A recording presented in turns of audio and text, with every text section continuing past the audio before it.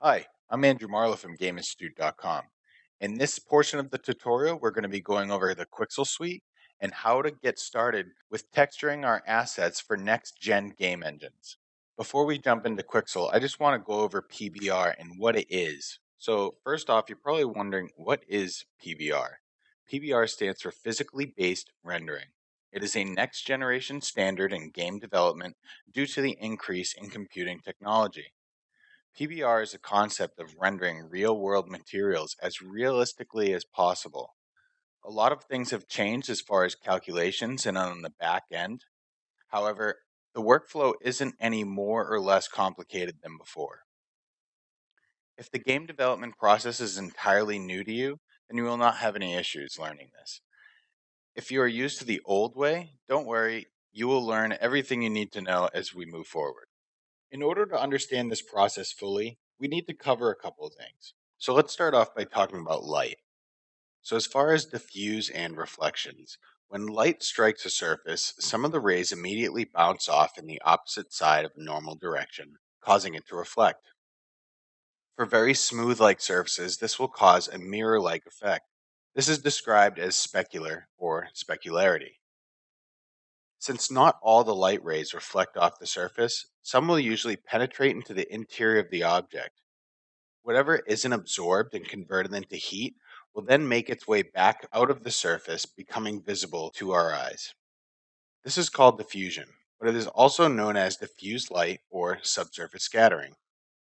For non-solid objects that are transparent or translucent, in the cases of these materials like skin or wax, diffusion can become a lot more complicated. A simple color just won't do.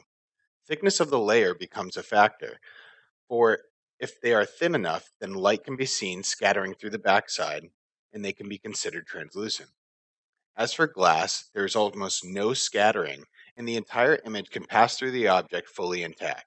Special shaders are usually needed to simulate these types of surfaces. In the real world, there are three main groups of substance. However, in game, there are only two: insulators, or dielectric materials, and conductors, which are also known as metallic materials. Dielectrics are most common and have pronounced diffuse scattering and weakly expressed specularity. Some examples would be fabric, paint, plastic, hair, leather, anything along those lines. Metals have no diffuse reflection, meaning metal could have a black diffuse color since all visible light is reflected directly from the surface. Although rare, conductors will vary across the visible spectrum. Basically, the reflection will appear tinted. Materials like copper and gold are prime examples of this. This will only be seen in these rare cases and only through conductors, not dielectrics.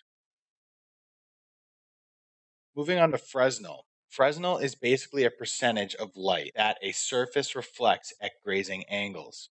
Light that lands on a surface at grazing angle will be much more likely to reflect than light that is hit dead on.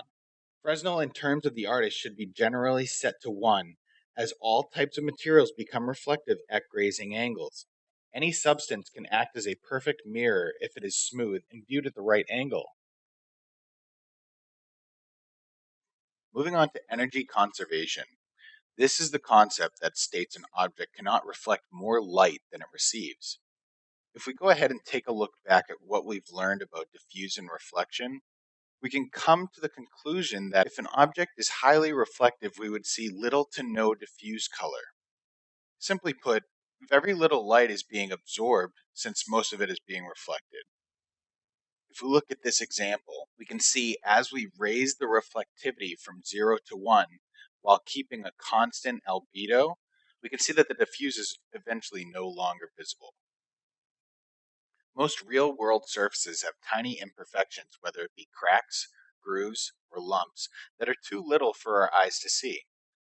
To try and capture this minuscule detail in a normal map would require insane resolutions, but obviously this affects the way light interacts with it. So now we have microsurface, which you will come to know as gloss, smoothness, or roughness, depending on your 3D application. This characteristic is very important for any material since the world is filled with a variety of microsurface features. In this example, done by Marmoset in their Toolbag 2 renderer, we can see how the water and mud materials have the same reflectivity value, but they change drastically in appearance when the gloss value is changed. I find this example to be a perfect representation of how important microsurface is to physically based rendering. In this diagram, we can see when the light rays bounce off different angles of the microsurface, they scatter into different directions. The rougher the microsurface is, the blurrier the reflections will be. This diagram provides us with another view of keeping a constant reflectivity and taking the gloss from 0 to 1. All right, so now that we understand the physically based rendering theory, we're going to talk about how to apply it within the game engine and from an artistic standpoint. So first we can take our little Game Institute material ball here, and we're going to go over each map as we go through and apply it to the ball, and then we'll show our final result.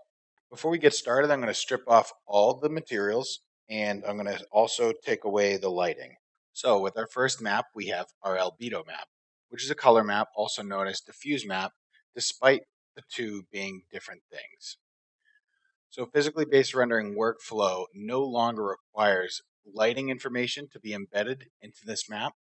So we're going to take that ambient occlusion and remove it completely, and it will be a separate map now, and that will give us much better control over our result. If a photograph is used instead of a base for RGB color, you should remove the highlights and shadows for it to look accurate in any lighting situation. You may still see people calling it diffuse here and there. This is most likely just out of habit, and as long as you understand how albedo works, then you can name it whatever you like. So up next, we have our microsurface. In the case of Marmoset, which is what this is rendered in, it's called a gloss map, but for Unreal Engine 4, it would be roughness, and in some other applications, it would be called smoothness. So like I said, it depends on the engine and the shader that you're using. So this defines how rough or smooth the surface is of the material, like we talked about earlier. The rougher the microsurface is, the blurrier the reflections get. We can see with our gloss map, makes a difference in the lighting detail, even though there's a constant value of specularity across the entire object. Next, we have our metalness map. It should be a binary type value. It's either metal or it isn't, 0 to 1. Some adjustments can be made, but typically stick to being either metal or not. Remember, if the metal material is painted, then you wouldn't be texturing it as a metal material. The value should represent the topmost layer of your material. Then we have our normal map. There really isn't much to be said here, so I'm just going to continue on. And lastly, we have our ambient occlusion. So our AO map is a large-scale occluded light that is kept separate from the albedo map now, unlike in the past with diffuse maps. So we have much better control on how much AO we actually want to apply to the object, and it makes for a much better result in the end. All right, so if we put all of our maps together, starting from the wireframe, we can see everything come together, and then we have our final product. Now, this is the metalness workflow. There is a different workflow. It's the specular map workflow, where basically you take out the metalness map. Instead of putting the metal color information into the albedo map, you put it into the specular map. There's a couple more things involved in it where we have some secondary colors within our albedo map, but essentially we're going to be using the metalness map through this series. It does save on a full secondary RGB map that is unnecessary as far as optimization. Having a grayscale metalness map does help with optimization, so that's what we'll be using, unless it's one of those rare cases. All right, so the next lesson we're going to get started with going over the Quixel suite.